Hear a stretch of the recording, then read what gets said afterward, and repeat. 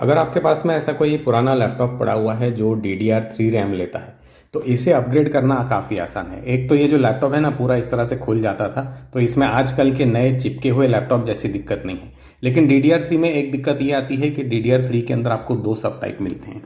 एक सब टाइप होता है ये गाइज, ये जो है ना ये 1.5 वोल्ट का मेमोरी स्टिक है।